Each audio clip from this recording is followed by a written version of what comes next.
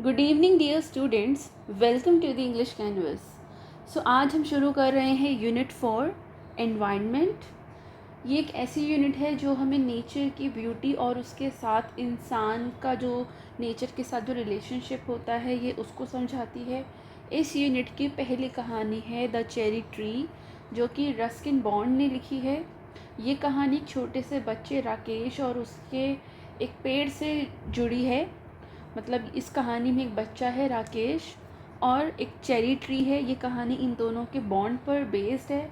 राकेश ने एक चेरी का बीज बोया होता है और धीरे धीरे उसमें से एक पौधा निकल जाता है जो कुछ टाइम बाद बड़ा होकर एक बड़ा सा पेड़ बन जाता है। सो यहाँ ये कहानी हमें ये सिखाती है कि पेशेंस, लव और केयर से हम छोटी चीज़ों को भी एक बड़े सपने में बदल सकते हैं। जैसे कि राकेश ने एक चेरी के सीड से पेशेंस रखा, मतलब उसने उसको बोया, उसके बाद उसने उसको पेशेंस रखा, उसकी केयर की, उसको लव किया और एक दिन वो एक चेरी ट्री बन गया। सो इस स्टोरी के ज़रिए हम सीखेंगे कि नेचर और ह्यूमन, इन दोनों का बॉन्ड बहुत ही डीप होता है और एक ट्री की कहानी हमें लाइफ का बहुत बड़ा लेसन सिखा जाती है। सो स्टूडेंट्स, अगर आपको ये एक्सप्लेनेशन अच्छा लगे तो इसको लाइक ज़रूर कीजिए, अपने क्लासमेट्स और अपने फ्रेंड्स के साथ इसको शेयर कीजिए और चैनल को सब्सक्राइब करना ना भूलें। सो चलिए चैप्टर को लाइन बाय लाइन पढ़ते हैं और इसका डीप मीनिंग समझते हैं। One day, when Rakesh was 6, he walked home from the Mussoorie बाज़ार eating cherries। तो एक दिन क्या हुआ जब राकेश की उम्र सिर्फ 6 साल की थी, मतलब ये पास्ट में चलेगी कहानी। तो ये तब की कहानी है जब राकेश की उम्र सिर्फ 6 साल थी और वो मसूरी के मार्केट से, बाज़ार से घर आ रहा था, रास्ते में चेरीज़ खाता हुआ। देखिए जैसे कि इस पिक्चर में भी हमें दिख रहा है, मतलब वो मसूरी के बाज़ार से चेरीज़ खाते खाते घर जा रहा था। तो यहाँ राकेश एक सिर्फ 6 साल का छोटा सा बच्चा है, बाज़ार से फ्रेश चेरीज़ ले खरीदता है, उन्हें खाता खाता घर आता है। तो हमें यहाँ बहुत ही सिंपल और इनोसेंट बिगनिंग देखने को मिलती है। They were a little sweet and a little sour, small bright red cherries, which had come all the way from the Kashmir Valley। तो ये जो चेरीज़ थी थोड़ी सी मीठी थी, स्वीट थी, थोड़ी सी खट्टी थी, यानी कि थोड़ी सी सॉर थी। तो चेरीज़ होती भी ऐसी, थोड़ी मीठी थोड़ी खट्टी और छोटी सी थी, बहुत छोटी छोटी होती है चेरीज़, ब्राइट रेड कलर की होती है। और ये जो, मतलब ये बहुत ही ब्राइट रेड कलर की थी और ये कश्मीर की वैली से आई थी। मतलब ये जो चेरीज़ है ये कश्मीर से आई थी। तो कश्मीर के चेरीज़ का ये जो डिस्क्रिप्शन यहाँ दिया है कि थोड़ी खट्टी है, थोड़ी मीठी है, छोटी सी है, ब्राइट रेड कलर की है, इसका जो ये डिस्क्रिप्शन है स्टोरी को स्पेशल और एग्जॉटिक बनाता है। Here in the Himalayan foot hills where Rakesh lived there were not many fruit trees.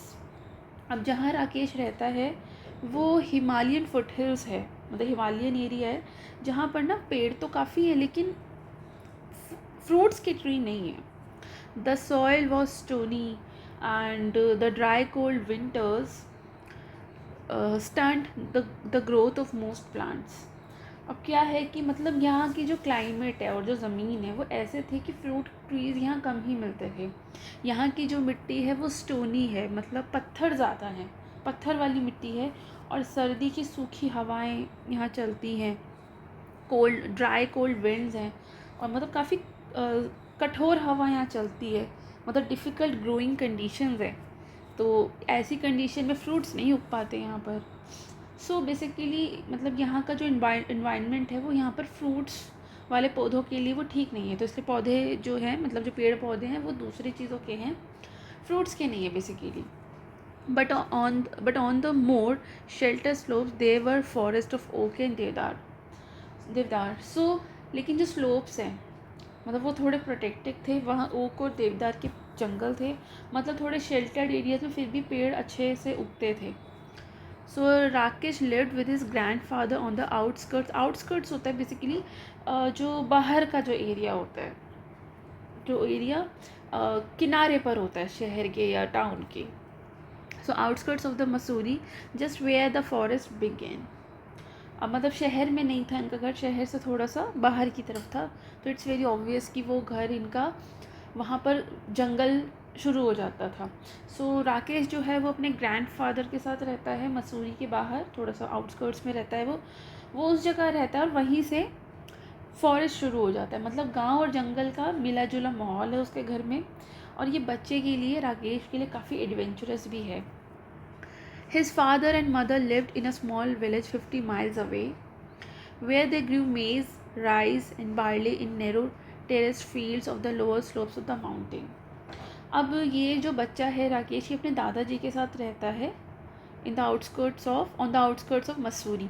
लेकिन जो इसके मम्मी पापा हैं वो इसके विलेज, मतलब इसके घर से 50 माइल्स दूर एक छोटे से गांव में रहते हैं, जहाँ नीचे के स्लोप्स पर टेरेस्ड गार्डनिंग होती है। वो उस गार्डनिंग में मेज़ उगाते हैं। मेज़ होता है मक्का, राइस उगाते हैं, राइस होते हैं चावल, और बारले उगाते हैं। बारले बेसिकली होते हैं जौ। आपको ये तीनों पता ही होंगे, मेज़, राइस और बारले, ये ग्रेन्स होते हैं। तो ये उगाते हैं ये, मतलब ये मतलब वहाँ पर ही थोड़ी खेती बाड़ी करते हैं, मतलब टेरेस फार्मिंग करते हैं। टेरेस फार्मिंग जो ये हिली एरियाज़ होते हैं ना, यहाँ का खास फीचर है, क्योंकि यहाँ पर प्लेन एरिया आपको मिलेगा नहीं। पूरा जो लैंड होता है वो इनका हिल का होता है। तो हिल में ये लोग टेरेस फार्मिंग करते हैं। तो ऐसे ही राकेश के पेरेंट्स भी करते हैं गाँव में रहकर। So, but there were no schools in the village and Rakesh's parents were keen that he should go to school. अब गांव में रहते थे इसके, विलेज में रहते थे इसके पेरेंट्स, तो वहाँ तो स्कूल नहीं था विलेज में। और राकेश के पेरेंट्स को बहुत ही चिंता थी, मतलब वो चाहते थे कि राकेश की पढ़ाई हो और वो स्कूल जाए, इसलिए उन्होंने उसको यहाँ शहर में भेज दिया था उसके दादाजी के पास। तो पेरेंट्स की चिंता थी एजुकेशन को लेकर।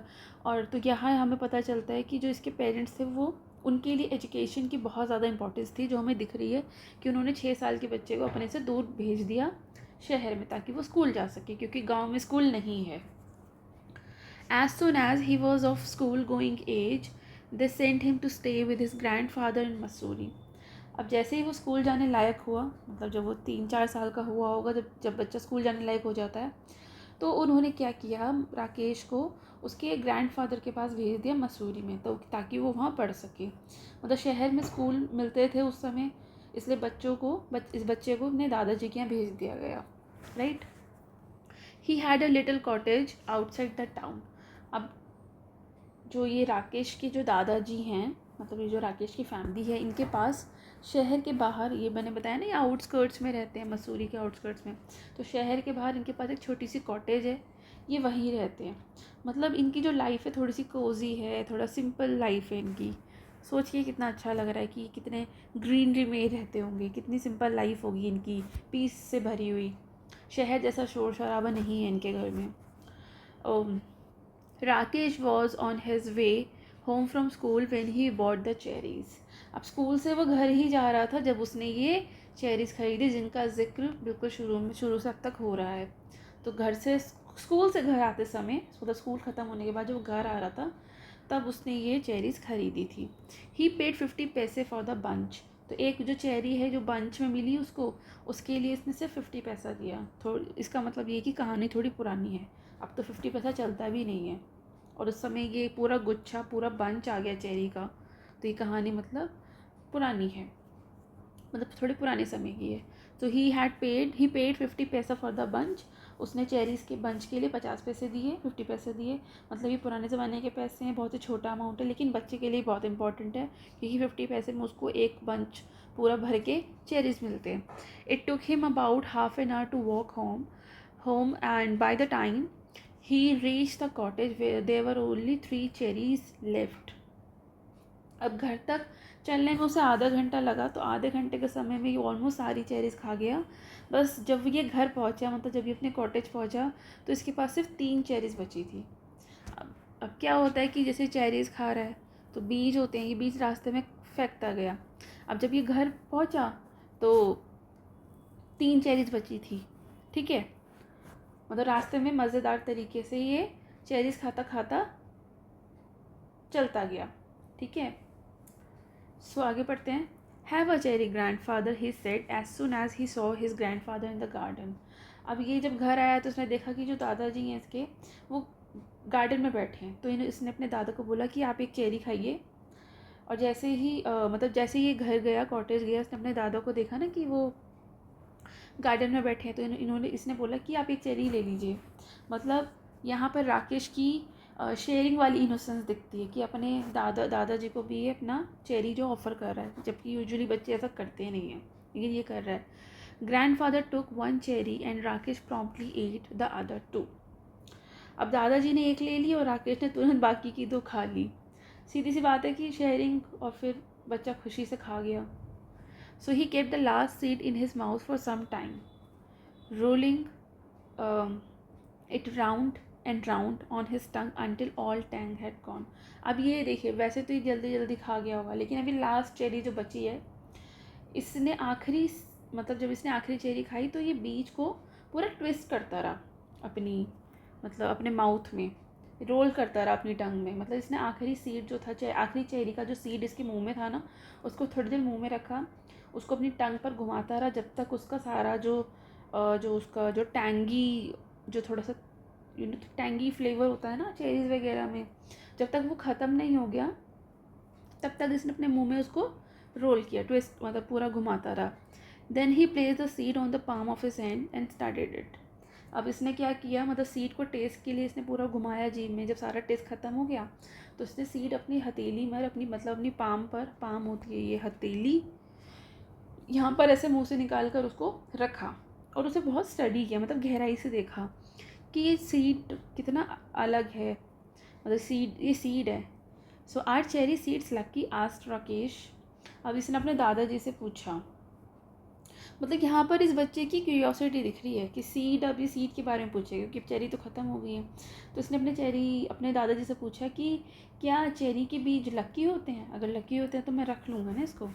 तो दादाजी कहते हैं ऑफ कोर्स, बिल्कुल, हाँ, क्यों नहीं। मतलब वो सपोर्ट करते हैं उसके इस चीज़, मतलब इस बिहेवियर को। फिर वो कहते then I will keep it.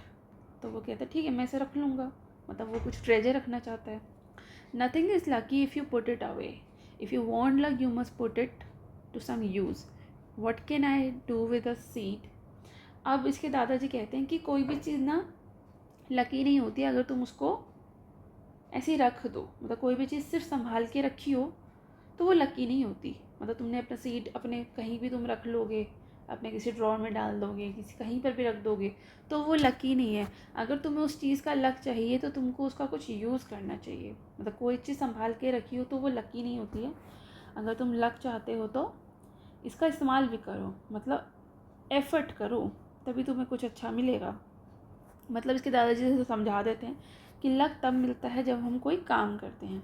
अब वो बहुत प्रैक्टिकल क्वेश्चन पूछता है कि भाई मैं सीड से क्या करूँगा, बीज के साथ मैं कर ही क्या सकता हूँ। ये बहुत ही प्रैक्टिकल क्वेश्चन है। तो इसके दादाजी बोलते हैं प्लांट इट, उगाओ इसे, बो इसे, मतलब बस इसको ज़मीन में डालो, इसको बो। So Rakesh found a small place, began to dig up a flower bed. अब राकेश ने एक छोटी सी जगह ढूंढी और फूलों का बेड खोदना शुरू किया, मतलब सीड को प्लांट करने की शुरुआत कर दी है। अब इसके दादाजी बोलते हे not there said grandfather, I have sown mustard in the bed, planted in that shady corner where it won't be disturb. तो उसके दादाजी ने कहा, बोला कि अरे यहाँ नहीं उगाओ, यहाँ तो मैंने मस्टर्ड सीड्स बोए हैं, मतलब यहाँ तो पहले से ऑलरेडी बीज हैं, तो ये कैसे होगा। और वो कहते हैं कि थोड़ा सा शेडी कोने में बो दो उसको, मतलब उसको लगा दो, जिससे कि कोई उसे डिस्टर्ब नहीं करे, क्योंकि सीड को अगर आप डिस्टर्ब करोगे तो वो ग्रो नहीं कर पाएगा। तो यहाँ हमें पता चलता है कि ग्रैंडफादर जो है वो काफ़ी एक्सपीरियंसड है फार्मिंग को लेकर। उन्हें पता है कि अगर ये बीच में बो दिया जाएगा और मैंने ऑलरेडी मस्टर्ड बोया हुआ है तो मैं डिस्टर्ब कर दूँगा इस बीज को, तो बीज को कहीं नुकसान ना हो जाए, इसलिए सही जगह पता है कि कोने में उसको प्लांट कर दो। Rakesh went to a corner of the garden where the earth was soft and yielding. He did not have to dig. अब राकेश ने कोने में गया जहाँ ज़मीन बहुत ही नरम थी और आसानी से, मतलब उसको यील्डिंग थी, मतलब ज़्यादा प्रेशर देने की ज़रूरत नहीं थी, बहुत आराम से उसको खोद लिया गया, मतलब उसको ज़्यादा खोदना भी नहीं पड़ा। तो बीज के लिए एक बहुत ही सूटेबल जगह मिल गई।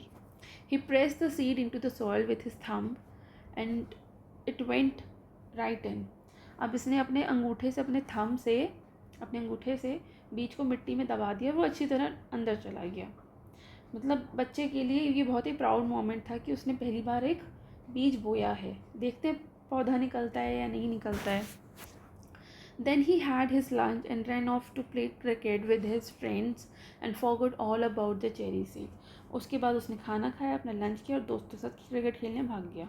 फिर वो सीड को भूल गया कि भाई सीड भी बोया था।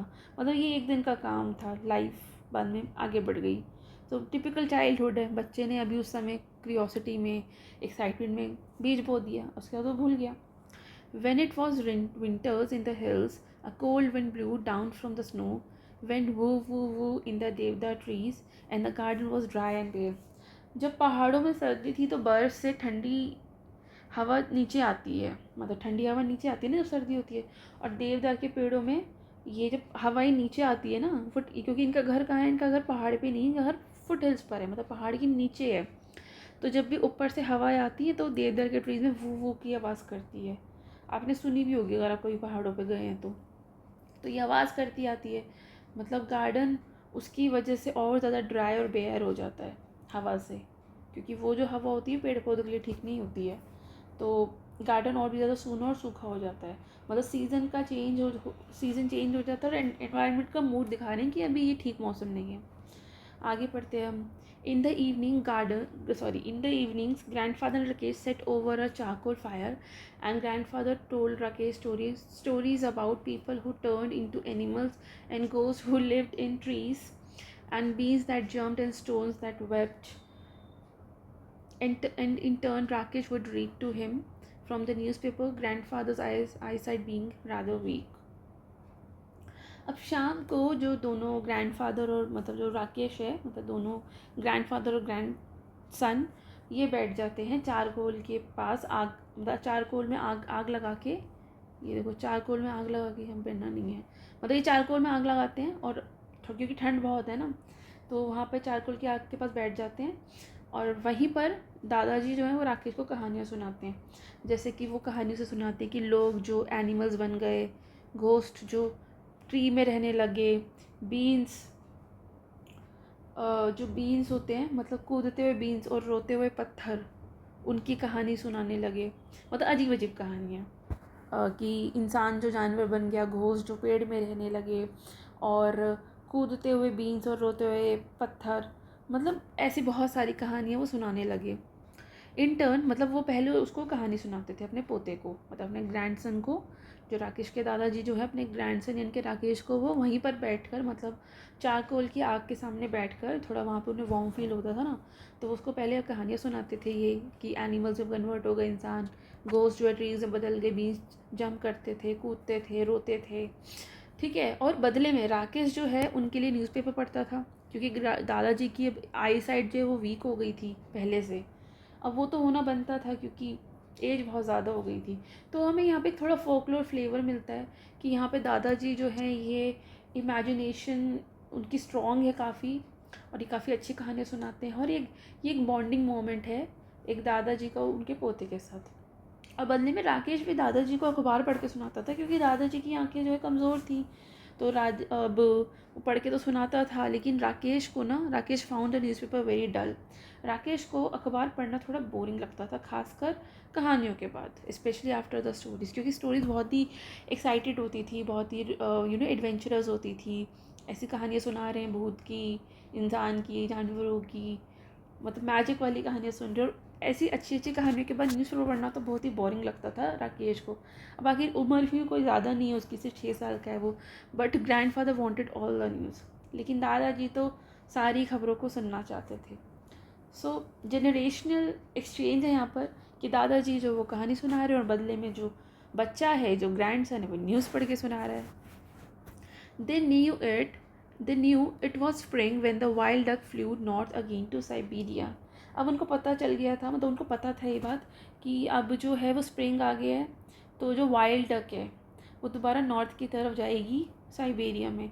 क्या होता है कि साइबेरिया से ना नॉर्थ की तरफ ये वाइल्ड डक उड़ के आ जाती है, क्योंकि वहाँ बहुत ठंड हो जाती है। लेकिन जब यहाँ पे स्प्रिंग आ जाता है और वहाँ पर भी ठंड कम हो जाती है तो ये उड़ के वापस चली जाती है। तो बर्ड्स का माइग्रेशन जो है वो सीजन के सिग्नल भी इंडिकेट करता है कि ये जो वाइल्ड डक आ गई है इसका मतलब ठंड हो गई है, इसलिए वहाँ साइबेरिया में बहुत ज़्यादा ठंड हो गई इसलिए वो यहाँ आ गई है। अब जब वहाँ पे वापस से ठंड कम हो जाएगी, बसंत आ जाएगा, तब ये वापस से उड़कर अपने देश चली जाएगी, अपने घर चली जाएगी। राइट, मतलब ये बर्ड्स का माइग्रेशन है ना, एक तरह का नेचर का कैलेंडर भी है देखा जाए तो। चलिए आगे पढ़ते हैं। Early in the morning when he got up to chop woods and light a fire, Rakesh saw the V-shaped formation uh, streaming northward and calls for the bird carrying clearly through the thin mountain air.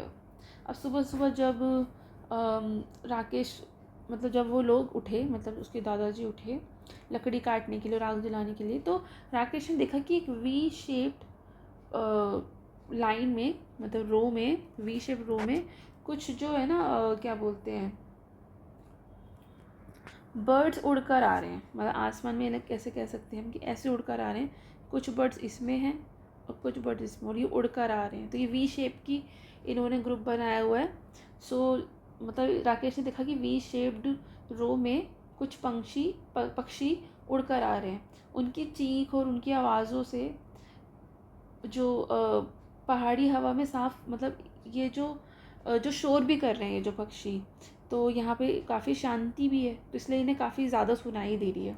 तो मतलब beautiful natural scene है, यहाँ पर visuals भी दिख रहे हैं और साउंड भी सुनने को मिल रहा है। तो ये कॉल्स फॉर द बर्ड है जो कि काफ़ी क्लियर सुनाई दे रही है थिन माउंटेन एयर में, मतलब इनको दिखता है, तो ये देख के बड़े खुश हो जाते हैं। मतलब बहुत ही सुंदर सीन है कि ऐसे पक्षी उड़ के आ रहे हैं। आपने खुद भी कभी आसमान में देखा होगा कि पक्षी ऐसे वी शेप में उड़ कर आते हैं, ऐसे कुछ पक्षी यहाँ होते हैं, कुछ पक्षी यहाँ होते हैं, और ये ऐसे ही उड़ते आ जाते हैं। Right, so one morning in the garden he bent to pick up what he thought was a small twig and found to his surprise that it was well rooted. अब एक सुबह गार्डन में जब उसने एक छोटी सी लकड़ी उठाने के लिए वो झुका, मतलब वो स्मॉल ट्विग उठाने के लिए जब वो झुका, तो वो हैरान हो गया। उसने देखा कि जो उसने बीज बोया था ना, वो कोई ट्विग नहीं है, बल्कि एक अच्छी तरह से जड़ पकड़ चुका पौधा है। मतलब उसने सोचा ये ट्विग है, तो वो ट्विग उठाने के लिए वो झुका। तो जब वो झुका, ये खैर इस तो बहुत बड़ा दिखा रहे हैं, इतना बड़ा तो नहीं होगा जैसा हमें कहानी पढ़ के पता लग रहा है। मतलब जब वो सुबह गार्डन में छोटी सी लकड़ी यानी कि ट्विग को उठाने के लिए झुका, तो हैरान हो गया कि ये ट्विग नहीं थी, बल्कि एक ग्रोन अप स्मॉल प्लांट था जो कि अपना अच्छी तरह से जड़ पकड़ चुका था। मतलब ये बहुत ही सरप्राइज मोमेंट था कि सीड जो है वो स्प्राउट हो चुका है, अब वो सेपलिंग यानी कि छोटा पौधा बन गया है। ही stared at it for a moment. Then he ran to fetch grandfather calling, "Dada, come and look, the cherry tree has come up." अब ये बहुत ही सरप्राइज मोमेंट है, वो बहुत खुश हो जाता है। तो वो थोड़े पल के लिए तो उसे ताकता रहता है, एकदम स्टेयर करता रहता है कि अरे ये सच में पौधा निकल गया है क्या? जो बीज उसने बोया था वो तो भूल ही गया था उसको, तो जो बीज उसने बोया वो सच में वो उसमें से पौधा निकल गया। तो एक पल के लिए तो वो उसे ताकता ही रहा, स्टेयर करता रहा, लेकिन जब उसे विश्वास हो गया कि हाँ ये सच में पौधा है, तो वो भाग कर गया। उसने अपने दादाजी को बुलाया और बोला कि इधर आओ, इधर देखो, चेरी का पेड़ निकल आया है। तो ये यहाँ पर हमें राकेश की एक्साइटमेंट दिखती है, जिसमें वो थोड़ा प्राउड में भी है कि उसने जो पौधा बोया था, बीज बोया था, वो उग गया। तो उसके दादाजी कहते हैं, what, cherry tree? Asked grandfather who had forgotten about it. The seed we planted last year, look it's come up. अब जो राकेश है उसने लास्ट ईयर बोया था, यानी कि अब राकेश की उम्र सिर्फ 7 साल हो गई है। तो इसके दादाजी भी वो भी भूल गए थे, तो वो भी एकदम से सरप्राइज हो गए। वो बोले, क्या, चेरी का पेड़? दादाजी ने भी ये चीज़ बड़ी हैरान होकर पूछी, क्योंकि वो भी भूल गए थे, 1 साल पहले बीज लगाया था। अब 1 साल इतना समय तो कोई भूल ही जाएगा। तो वो कहते हैं, वो बीज निकला है जो हमने पिछले साल उगाया था, देखो निकल आया। अरे वाह, कितना मज़ा आया ना देखकर। तो दादाजी भी सरप्राइज थे। मतलब ये दोनों के लिए ही, दादाजी और राकेश दोनों के लिए छोटी सी जीत थी और काफ़ी इम्पोर्टेंट थी। Rakesh went down on his haunches while grandfather bent almost double and peered down at the tiny tree. It was about 4 inches high. अब राकेश तो देखिए पूरा झुक गया। दादा भी छोटे पेड़ के पास ऐसे झुके, ऐसे थोड़ा कि इनकी एज होगी नहीं तो ये पूरा नहीं झुक पाएंगे। वो लगभग 4 इंच का पेड़ था, छोटा सा पेड़ नहीं कहेंगे, सॉरी, सेपलिंग था, मतलब छोटा सा प्लांट था। तो बहुत ही छोटा और बहुत ही प्यारा सा, बहुत ही प्रीशियस ये प्लांट, सेपलिंग बोलते हैं इसको, जो छोटा सा पौधा होता है ना, नया नया उगा होता है, तो वो उगा है और 1 साल में उगा है, 1 साल की मेहनत है उनकी ये। तो बहुत ही अच्छा लग रहा है, बहुत ही प्राउड मोमेंट है राकेश के लिए और उसके दादाजी के लिए भी है। Yes it's a cherry tree said grandfather, you should water it now and then. अब दादाजी ने एकदम ध्यान से देखा, देखो जैसे ध्यान से देख रहे हैं बिल्कुल चश्मे को ऐसे हाथ लगा के। फिर वो कहते कि अरे हाँ ये तो चेरी का ही पेड़ है, अब तुम इसे कभी कभी पानी देना, मतलब इसको अभी पानी दो और बाद में भी पानी देना। मतलब यहाँ पर वो सिर्फ कह देते हैं कि तुम्हें इसका ध्यान रखना है, बेसिक केयर लेसन दे रहे हैं कि वाटर दो, इसे वाटर करना, इसको टाइम टू टाइम और अटेंशन भी देना। Rakesh ran indoors came back with a bucket of water. Don't throw it said grandfather. Rakesh gave it a sprinkling and circle it with pebbles. अब राकेश जो है वो दौड़ के अंदर जाता है और एक पतली सी बाल्टी लेकर बाहर आता है। अब वो पानी डालने लगता है तो दादाजी एकदम से रोक देते हैं, कहते हैं अरे इसको डुबा मत देना, डोंट ड्रोन इट, इसको डुबा मत देना, इतना पानी मत भर देना, क्योंकि पौधा भी बहुत छोटा है, इतना सारा पानी वो झेल नहीं पाएगा, कंट्रोल, मतलब वो इतने सारे पानी में वो उसका सॉइल इरोजन हो जाएगा तो वो डूब जाएगा। तो बोला उन्होंने कि यार इसे डुबा मत देना। फिर राकेश ने थोड़ा पानी स्प्रिंकल किया, छोटे पौधों पे ना स्प्रिंकल ही किया जाता है, तो राकेश ने थोड़ा पानी छिड़का और उसके इर्द गिर्द ऐसे पेबल से एक ये बाउंड्री बना दी है ताकि ये पेड़ पौधा जो है ये सेफ रहे। सो कितना क्यूट मोमेंट है ना, देखने से कितना अच्छा लग रहा है कि कितना केयरफुल लविंग है ये, कि ये जो छोटा सा बच्चा है अब इस पेड़ की केयर करेगा, इसको लव करेगा, केयरफुली इसका ध्यान रखेगा। पेबल से देखो इसको प्रोटेक्शन भी दे रहा है और हल्का हल्का पानी इसको दे रहा है, मतलब इसको भी अब इसकी केयर करनी है। सो हमने यहाँ तक देखा कि एक छोटी सी चीज़ जो सीड थी उसकी भी अगर हम रेगुलर केयर करें, उसे प्यार से रखें, तो वो भी बड़ा फ़ायदा दे सकता है। इसलिए एक्शन और रिस्पॉन्सिबिलिटी बहुत ज़रूरी है। सो आप मुझे बताइए कि क्या कभी आपने कभी कोई प्लांट का जो सीड है उसको बोया है, आपने भी कभी कोई प्लांटिंग की है? और अगर नहीं की है तो आज की आज ही कीजिए और मुझे कमेंट सेक्शन में बताइए कि क्या आपने जो बीज बोया उसमें से पौधा निकला और आपने उसकी कैसे केयर की। तो चलिए आगे पढ़ते हैं। What are the pebbles for asked grandfather. अब दादाजी ने पूछा कि भाई ये जो पेबल्स तुमने लगाए हैं, छोटे छोटे ये जो पत्थर लगाए हैं, ये किस लिए है, तुम्हें क्या क्या ज़रूरत पड़ी ऐसा करने की। तो दादाजी क्यूरियस है कि राकेश ने पेड़ के इर्द गिर्द ये पेबल्स क्यों रखे हैं। तो अब यहाँ पर ये बोलते हैं फॉर प्रिवेसी सेड राकेश।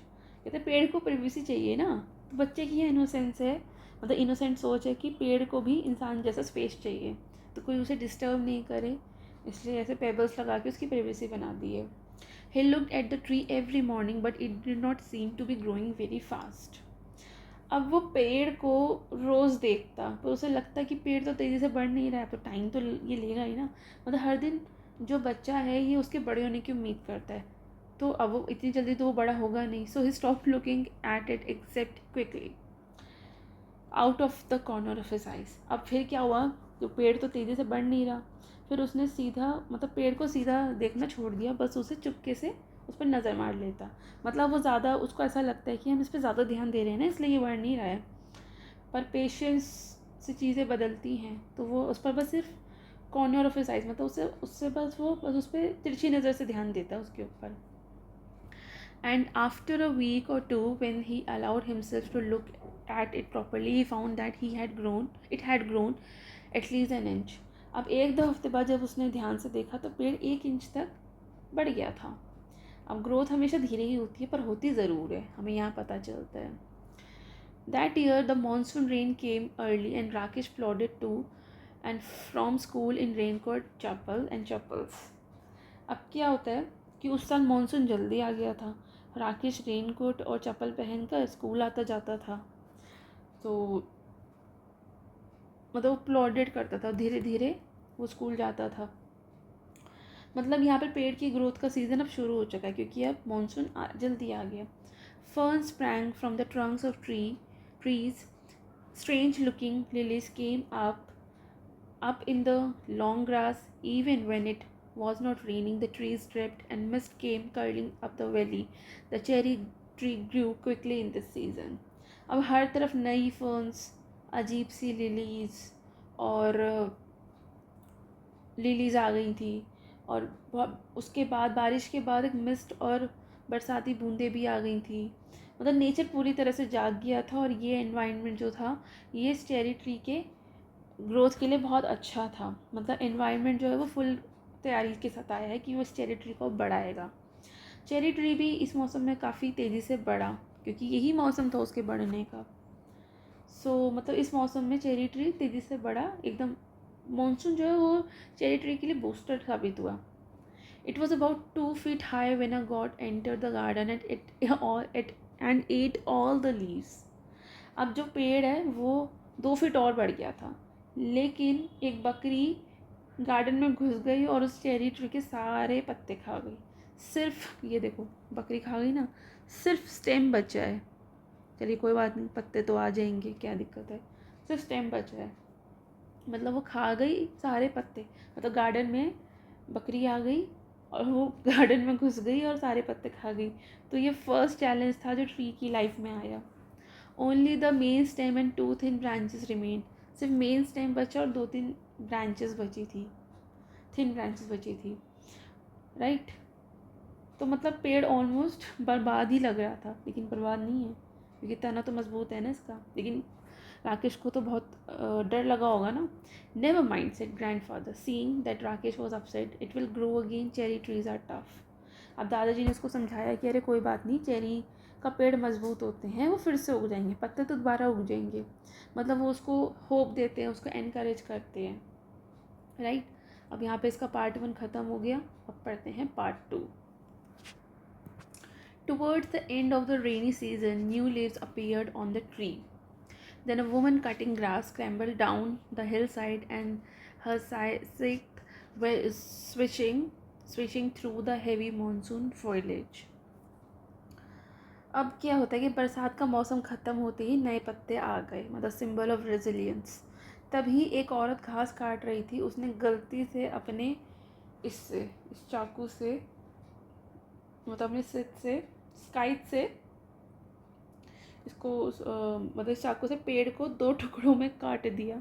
मतलब ये दोबारा बड़ा एक्सीडेंट हो गया इस पेड़ के साथ। वो सारी घास काट रही थी तो देखिए उसने ये काट दिया। अब तो और बड़ा हो गया था, क्या बोलें बस।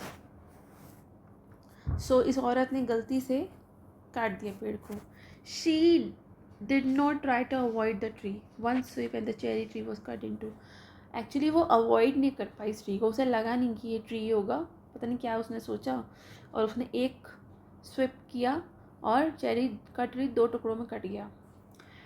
When grandfather saw what had happened, he went after the woman and scolded her, but the damage could not be repaired. अब जैसे ही दादाजी ने ये देखा कि हुआ क्या, वो तुरंत उसके पास गए और उसको बहुत डांटा, क्योंकि वो पौधा उनके पोते ने लगाया था। वो जानते थे कि उनका पौधा कितनी केयर कर रहा है। अब जैसे ही उसको पता चलेगा कि ये ट्री तो काट दिया गया, तो वो उसको कितना बुरा लगेगा, कहीं वो रोने ना लग जाए।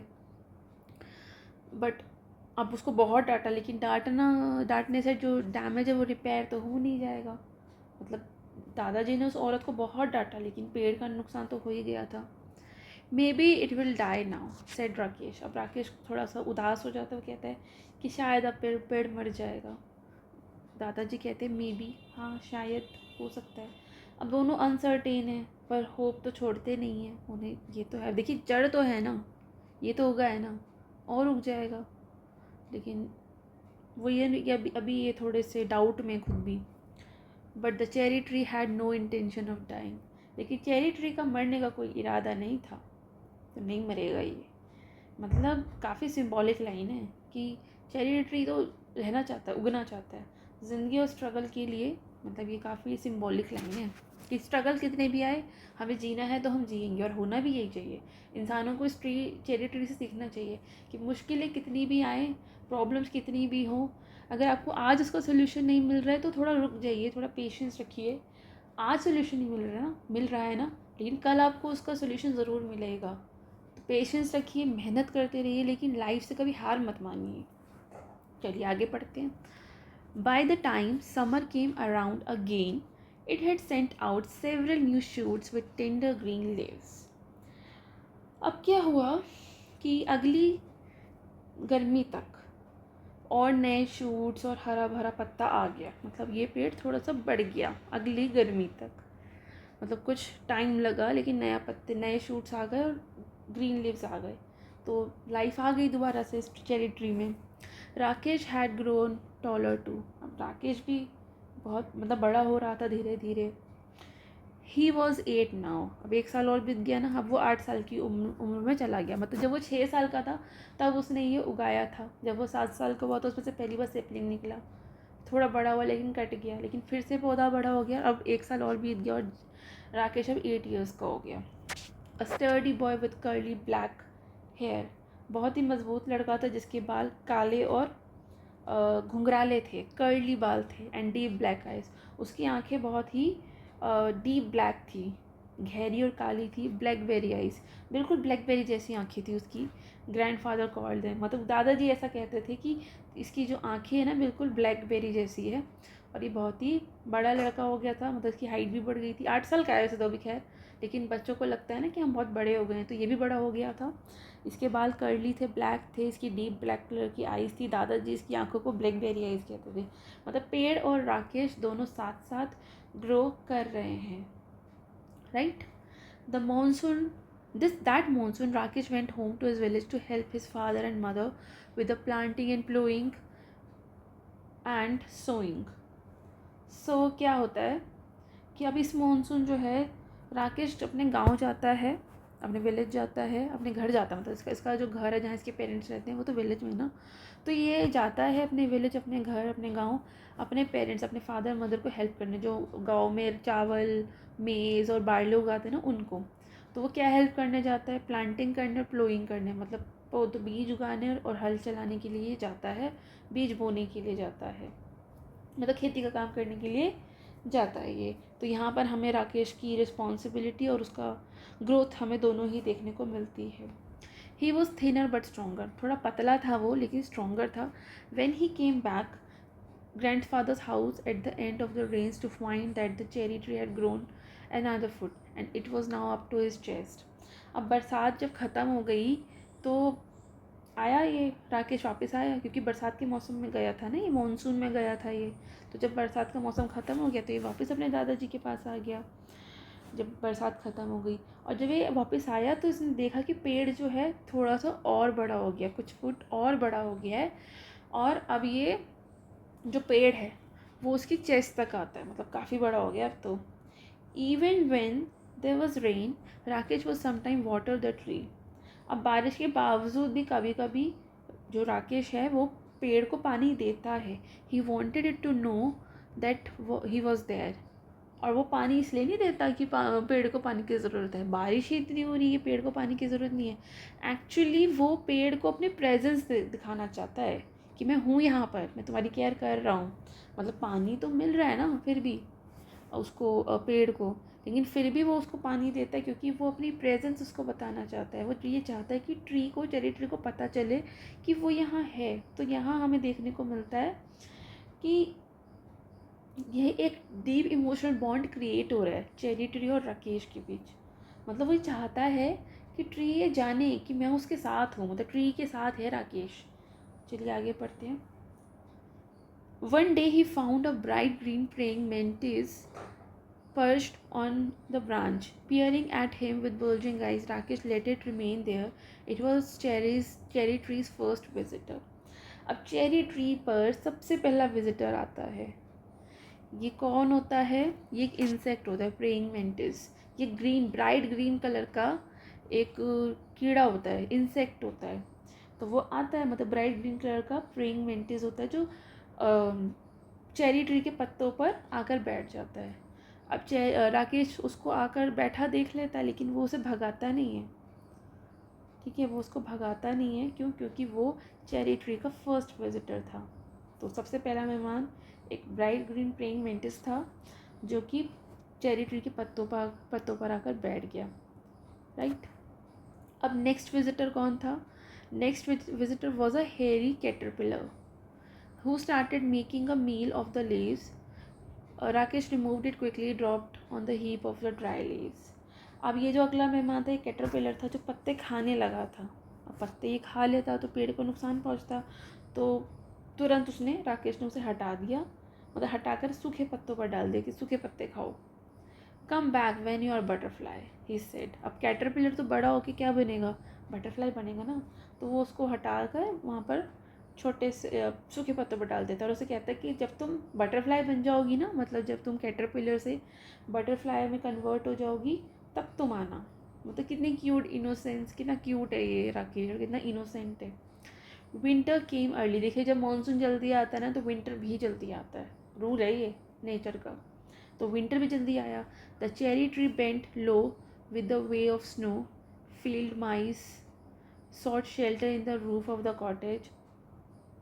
अब क्या हो गया कि सर्दी जल्दी आई तो बर्फ़ गिरने लगी, स्नोफॉल हुआ, और स्नो के वेट से, क्योंकि वो पेड़ पर भी, चेरी ट्री पर भी गिर रहा था, उसकी वजह से ट्री जो है वो थोड़ा सा बेंड होने लग गया, झुकने लग गया।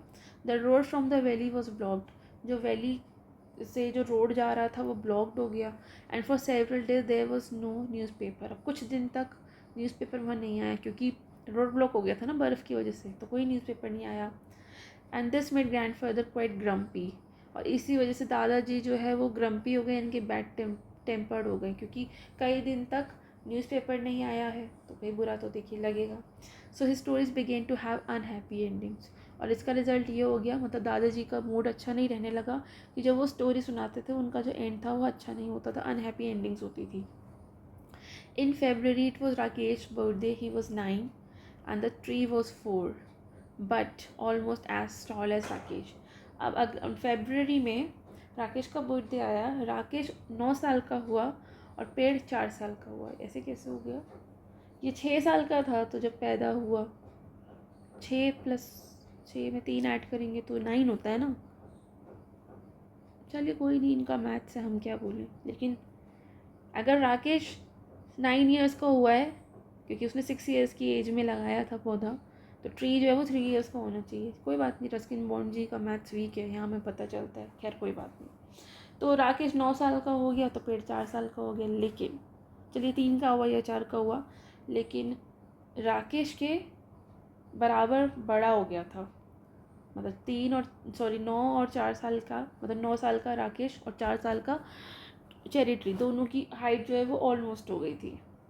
One morning when the sun came out, grandfather came into the garden to let some warmth get into my bones, as he put it. अब एक दिन सुबह दादाजी क्या करने लगे, तो धूप आ गई थी एक्चुअली ना, क्योंकि सर्दी बहुत हो रही थी और वो बहुत बूढ़े थे, तो जब भी धूप होती है तो बूढ़े इंसानों को लगता है कि हम थोड़ी धूप की वार्मनेस, सन की वार्मनेस ले लेनी चाहिए। तो एक सुबह क्या होता है, दादाजी आते हैं जब सूरज भी उग जाता है, और वो गार्डन में आते हैं, वो ताकि वो थोड़ी सी बोन्स में अपनी, मतलब थोड़ी सी वार्मथ ले लें, धूप ले लें मतलब, तो वो लेने लगते हैं। He stop in front of the cherry tree, और वो चेरी ट्री के सामने खड़े हो जाते हैं। Stared at it for a few moments, उसकी तरफ देखते रहते हैं। देन कॉल्ड आउट, आवाज़ लगाते हैं, Rakesh come and look, come quickly before it falls. वो उसको बोलते कि अरे जल्दी आओ राकेश, जल्दी आओ जल्दी आओ, कहीं ये इससे पहले गिर जाए, उससे पहले तुम आ जाओ। अब देखते पता नहीं क्या हुआ ऐसा, दादाजी इतना चिल्लाकर बुला रहे हैं। Rakesh and grandfather gazed at the tree as though it had performed a miracle. अब राकेश और दादाजी दोनों ट्री की तरफ बड़े लंबे टाइम तक देखते रहते हैं, मतलब एडमिरेशन के साथ ट्री की तरफ देखते हैं, और वो ऐसा देखते हैं जैसे कि कोई मिरेकल हुआ है, कोई जादू हुआ है। There was a pale pink blossom at the branch, at the end of a branch. मतलब दोनों ने देखा कि एक हल्का सा गुलाबी पिंक कलर का फूल खिला हुआ था, पहली बार चेरी ट्री पर फूल उगा था, और ये बिगनिंग थी कि अब इस पर फ्रूट भी आएगा। देखिए फ्रूट आता है ना, उससे पहले फूल आता है, पहले फ्लावर आता है, फिर वहाँ पर फ्रूट आता है। तो इसीलिए जो भी फ्रूट्स के ट्री होते हैं उनके फ्लावर्स भी होते हैं, फ्लावर्स के बाद ही फ्रूट आता है।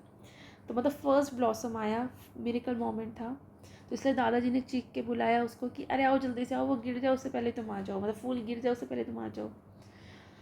सो ये बहुत ही अच्छा था। आगे पढ़ते हैं। The following year there were more blossoms, अब उस साल और भी ज़्यादा ब्लॉसम, और भी ज़्यादा फूल हो गए। And suddenly the tree was taller then Rakesh, अब अचानक से जो ट्री है वो राकेश से भी लंबा हो गया। Even though it was less than half his age, जबकि वो उसकी एज से आधा ही था, लेकिन फिर भी वो बढ़ गया। Then it was taller than grandfather, और फिर धीरे धीरे वो दादाजी से भी लंबा हो गया। Who was older than some of the oak trees, वो तो कितने सारे ओक ट्रीज से भी बड़े थे मतलब एज में, लेकिन ट्री जो है वो बड़ा होता चला गया। But Rakesh had grown too, लेकिन राकेश भी बड़ा हो रहा था। He could run and jump and climb the tree as well as the most boys, जैसे बहुत सारे लड़के करते हैं ऐसे ही वो भी रन कर सकता था, जंप कर सकता था, क्लाइम मतलब ट्री पर चढ़ भी सकता था जैसे वो और लड़के करते हैं। And he read a lot of books, और वो बहुत सारी किताबें पढ़ता था।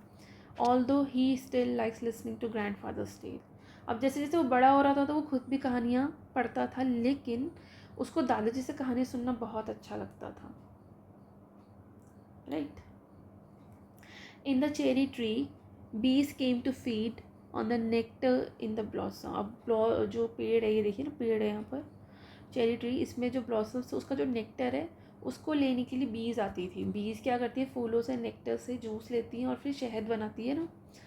So and tiny birds packed at the blossom and broke them of, tiny birds भी जो हैं वो भी मतलब पेड़ अब जो है जो मतलब पेड़ पर काफ़ी ज़्यादा फूल आ गए हैं। पहले राकेश लंबा था पेड़ से, लेकिन अब राकेश छोटा रह गया है और पेड़ ज़्यादा लंबा हो गया और दादाजी से भी लंबा हो गया। तो मधुमक्खियाँ नेक्टर लेने आती हैं, जूस लेने आती हैं, छोटे छोटे पक्षी जो हैं वो भी फूलों को तोड़ देते हैं, पर पेड़ लगातार फूल खिलाता रहता है, बढ़ता रहता है। But the tree kept blossoming right through the spring and there were always more blossom than birds, हर साल उस पर और भी ज़्यादा मतलब जब भी स्प्रिंग आता है थ्रू आउट द स्प्रिंग उस पर बहुत सारे ब्लॉसम्स आते हैं, बर्ड से ज़्यादा, बर्ड्स चाहे कितने भी फूल तोड़े कितना भी कुछ करें पेड़ पर ज़्यादा आते हैं फूल। So that summer there were small cherries on the tree, अब इस साल क्योंकि देखिए पेड़ पूरा फुली ग्रोन अप हो गया है तो अब इस साल ट्री पर कुछ चेरीज़ भी आई, मतलब पूरी जो क्या बोलते हैं जो मेहनत थी वो सफल हो गई। Rakesh tested one and स्पेट it out, अब क्या हुआ कि गर्मी में चेरीज़ आ गई, राकेश ने एक चेरी मुंह में डाली और उसको थूक दिया, स्पिट कर दिया, उसको स्पेट आउट कर दिया। क्यों? क्योंकि बहुत खट्टी थी। It is too sour he said, उसने कहा ये तो बहुत खट्टी है, क्योंकि पकी नहीं है ना इस वजह से, शायद पहली बार आई हैं इसलिए भी। तो दादाजी कहते भी हैं said grandfather they will be better next year, उन्होंने कहा कि इस बार तो ऐसी आएंगी, अगले साल से अच्छी होंगी, बेहतर होंगी, मीठी होंगी, तो तुम थोड़ा पेशेंस रखो। But all birds like them, लेकिन वो बाकी बर्ड्स को वो खट्टी चेरीज़ बहुत टेस्टी लग रही थी, अच्छी लग रही थी। Specially the bigger birds, specially जो बड़े बर्ड्स थे उनको वो खट्टी चेरीज़ बहुत अच्छी लग रही थी, जैसे बुलबुल, such as bulbuls and scarlet minivets, and they flitted in and out of the foliage feasting on the cherries. तो राकेश को तो बहुत खट्टी लगती है, लेकिन बर्ड्स को जैसे बुलबुल और स्कारलेट मिनीवेट्स को ये चेरीज़ बहुत अच्छी लगती है, उन्हें बहुत अच्छी लगती है खट्टी खट्टी में क्या बोलते हैं ये चेरीज़। अब आगे पढ़ते हैं। On a warm Sunny afternoon when even the bees looked sleepy, Rakesh was looking for grandfather without finding him in any of his favorite places around the house. अब क्या होता है कि एक गर्म धूप वाली दोपहर होती है, तब राकेश ने देखा कि दादाजी चेरी ट्री के नीचे सो रहे हैं।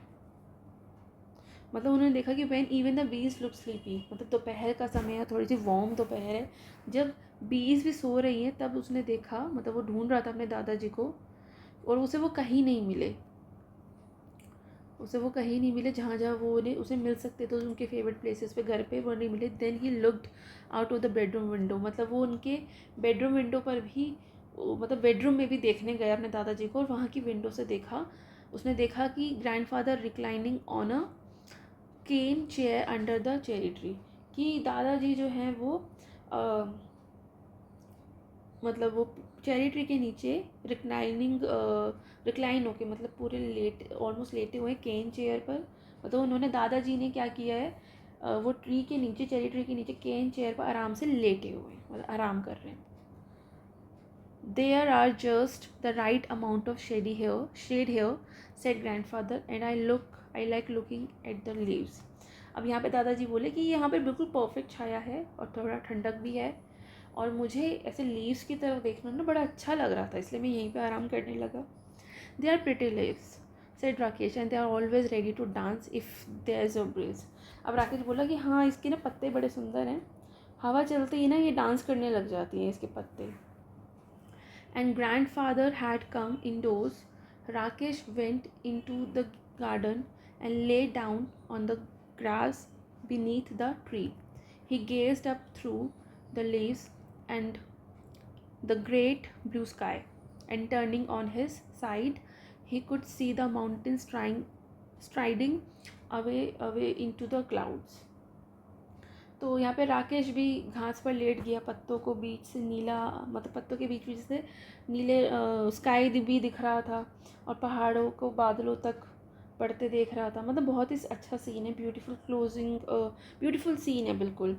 मतलब दादा और मतलब ये जो दादाजी हैं और जो उनका पोता है राकेश, ये दोनों ही पेड़ के नीचे बैठकर अब इंजॉय कर रहे हैं. ठीक है, मतलब cherry tree is like Rakesh himself. Hardships आती हैं, जैसे गॉट खा जाती है, वुमेन काट देती है, स्नो से झुक जाता है, पर ट्री ग्रो करता है. जैसे जैसे राकेश बढ़ रहा होता है वैसे वैसे ट्री भी बढ़ रहा होता है, और एंड में वो ट्री उनके जीवन का एक हिस्सा बन जाता है, शेड देता है, उन्हें खुशी देता है, और होप का सिंबल बन जाता है. तो फ्रूट भी दे रहा है. आगे पढ़ते हैं. ये देखो कितने मज़े से बैठे हैं ना ये लोग ट्री के नीचे. He was still lying beneath the tree when the evening shadows crept across the garden. तो अब राकेश अब भी पेड़ के नीचे लेटा रहता है. शाम हो जाती है, शाम की पूरी शेड आ जाती है, पूरे बगीचे में फैल जाती है, फिर भी वो बैठा रहता है. Grandfather came back and sat down beside Rakesh, and they waited in silence until the stars came out and a night jar began to call. अब राकेश अभी भी पेड़ के नीचे लेटा है. दादाजी वापस आते और उसके पास बैठ जाते हैं. दोनों बिना कुछ कहे चुपचाप तारों के निकलने का इंतज़ार करने होते हैं. तभी जंगल से एक पक्षी आ जाता है जिसका नाम होता है नाइट जार. नाइट जार एक बर्ड होता है. तो वो आ जाते हैं, उसकी आवाज़ आती है, मतलब सब कुछ एकदम साइलेंट है, और ग्रैंडफादर और ग्रैंडसन दोनों ही पेड़ के नीचे बैठकर एंजॉय कर रहे हैं, तारों के आने का वेट कर रहे हैं. In the forest below the crickets and Cicadas began tuning up, and suddenly the trees were full of the sound insects. अब क्या होता है कि जंगल से झिंगुर और कीड़े अपनी आवाज़ें निकाल रहे होते हैं. पेड़ और पौधों मानो म्यूज़िक से भर जाते हैं. मतलब नेचर की अपनी एक म्यूज़िकल लैंग्वेज है जो सबको एक साथ जोड़ती है. There are so many trees in the forest, said Rakesh. What's so special about this tree? Why do we like it so much? अब राकेश सोचता है और कहता है कि यहाँ तो जंगल में इतने सारे पेड़ हैं, इतने सारे ही पेड़ हैं, लेकिन इस ट्री में, चेरी ट्री में क्या खास है कि हमें ये इतना अच्छा लगता है, हम क्यों इसको इतना पसंद करते हैं. अब दादाजी कहते हैं कि we planted it our self, said grandfather, that's why we it's special. वो कहते हैं कि ये खास इसलिए है कि क्योंकि इसे हमने अपने हाथों से लगाया है, हमने इसको अपना केयर दिया है, पेशेंस से इसका वेट किया है, इसको हमने लव दिया है, हमने इसकी केयर की है, हमने इसे अपने हाथ से लगाया था, इसलिए हमारे लिए ख़ास है. मतलब जब भी हम कुछ बनाते हैं, हम कुछ जैसे पौधा लगाते हैं, तो उससे ना अपने आप ही हमारा एक बॉन्ड बन जाता है. मतलब अपने आप ही हम उसके लिए स्पेशल और वो हमारे लिए स्पेशल हो जाते हैं. Just one small seed, said Rakesh, and he touched the smooth bark of the tree that he had grown. He ran his hand along the trunk of the tree and put his finger to the tip of a leaf. I wonder, he whispered, is this what it feels to be God? अब वो बड़ा हैरान भी है कि सिर्फ एक वो जो चेरी उसने स्कूल से आते हुए खाई थी, एक लास्ट चेरी बची थी जिसका वो बीज था, वो उसको भी फेंक ही देता, लेकिन सिर्फ उस बीज को उसने ज़मीन में गाड़ दिया. मतलब वो कहता है सिर्फ एक छोटा सा सीड था, और उसके बाद वो राकेश जो वो पेड़ की बाग को, पत्तों को छूकर कहता है कि सिर्फ एक छोटा सा बीज था, और अब देखो ये बीज जो बिल्कुल छोटा सा था, जो उसके मुंह के अंदर था, जिसको वो टंग में घुमा रहा था, अब वो इतना बड़ा पेड़ बन गया. क्या भगवान भी ऐसे महसूस करते होंगे जब वो जीवन देते होंगे? जैसे जब हम पैदा होते हैं, हम एक छोटे से सीड जैसे ही होते हैं. जब हम अपनी मदर के अंदर आते हैं, हम एक छोटे से सीड जैसे होते हैं. हमारी मदर हमें 9 मंथ्स अपने अंदर ग्रो करती हैं, उसके बाद हमारा बॉर्न हो जाता है, उसके बाद हम लोग इतने बड़े हो जाते हैं, हम इतने बड़े इंसान बन जाते हैं। तो जैसा मतलब राकेश फील कर रहा है, उसके दादाजी फील कर रहे हैं कि एक छोटे से बीज को इतने बड़े ट्री में कन्वर्ट कर दिया गया है, तो क्या भगवान भी ऐसे ही फील करते होंगे? तो मतलब उसके दिल में क्रिएटर बनने पर, मतलब वो क्रिएटर बना ना इस पेड़ का, उस बनने पर उसे काफ़ी गर्व है, काफ़ी खुशी है। ये सिर्फ पेड़ नहीं बल्कि उसकी मेहनत का, उसके पेशेंस का और उसकी लाइफ का एक सिंबल बन गया है। तो चेरी ट्री हमें सिखाती है, ये कहानी बहुत ही अच्छी है जिसे रस्किन बॉन्ड ने लिखा है। रस्किन बॉन्ड बहुत ही फेवरेट, मेरे तो बहुत ही फेवरेट ऑथर हैं और ये बहुत बच्चों के फेवरेट ऑथर हैं। इनकी लिखी कहानियाँ वाकई में बहुत प्यारी, बहुत ही सुंदर और नेचर से जोड़ के रखती है। तो द चेरी ट्री हमें ये सिखाती है कि एक छोटा सा बीज भी अगर पेशेंस, प्यार और केयर के साथ उगाया जाए, बनाया जाए और उसकी केयर की जाए, तो वो पेड़ में बदल कर हमारी लाइफ को छाया देगा, फल देगा और हमें बहुत ज़्यादा खुशी देगा। जैसे जैसे पेड़ बढ़ता है वैसे इंसान का धैर्य और सपने भी बढ़ते हैं। So students, the cherry tree सिर्फ एक पेड़ की कहानी नहीं है बल्कि हमें ये भी सिखाती है कि पेशेंस, केयर और मेहनत से छोटी सी शुरुआत भी बड़ी अचीवमेंट दे सकती है। जैसे राकेश ने एक बीज का पेड़ बनाया, वैसे ही हम भी अपने सपनों को अपने सपनों को पूरा कर सकते हैं अपने अच्छे कर्मों से। मतलब अपने अच्छे कर्मों से हम अपने जीवन को सुधार सकते हैं, इसको सफल बना सकते हैं। सो हमेशा याद रखिए, हर एक बड़ा बदलाव की जो शुरुआत होती है वो एक छोटे से स्टेप से ही होती है। हर एक बड़ा पेड़ एक छोटे से बीज से ही बनता है। तो इसी के साथ ये क्लास यहाँ ख़त्म होती है। अगर आपको ये अच्छा लगा, हेल्पफुल लगा, तो इसको लाइक ज़रूर कीजिएगा, अपने क्लासमेट्स और फ्रेंड्स के साथ इसको शेयर ज़रूर कीजिएगा। हम मिलेंगे अगली क्लास में यूनिट 4 की पोइट्री के साथ। Thank you.